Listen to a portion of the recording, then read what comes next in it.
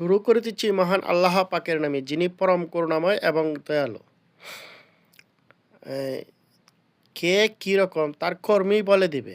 দেখেন তাদের কথা এবং কাজে ঠিক আছে কিনা, একটু দেখে নেন ভিডিওটা, তারপর বাকিটা বলবো। একজন নারী যখন অশ্লীলভাবে সমাজে চলাচল করে, ওই নারীর পিছনে হাজার হাজার শয়তান চলতে থাকে, আর প্রত্যেকটা শয়তান একজন পুরুষের দৃষ্টিশক্তিকে এনে ওই নারীর পিছনে লাগায় দিয়ে এক নারীর মাধ্যমে হাজার পুরুষের চরিত্রকে ধ্বংস করে দেয়। এই জন্য আজকে বাংলাদেশের বিপর্যয়। আজ বাংলাদেশ লজ্জিত।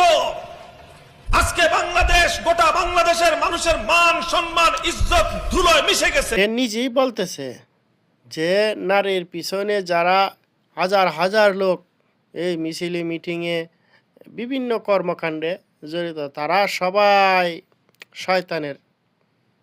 শয়তানের ছেলা, সব কিছু শয়তানি কর্মকাণ্ড।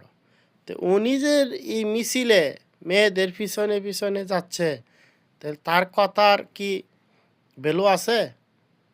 এবং কথা এবং কাজে কি ঠিক আছে নাকি? তো এইগুলা মানুষের তো আর জানে না, সব মানুষের দেখে না। তারা মিডিয়াতে এসে বলে এক কথা, মাইকের সামনে এসে বলে এক কথা, ক্যামেরার সামনে বসলে বলে এক কথা, আর বাস্তবে হচ্ছে আরেক কথা। এই হচ্ছে তাদের অবস্থা।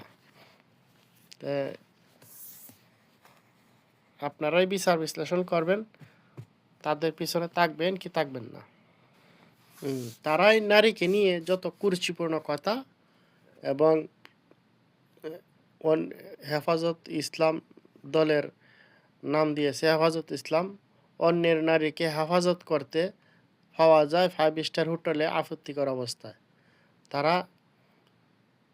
তাদের কথা আর কি বলবো।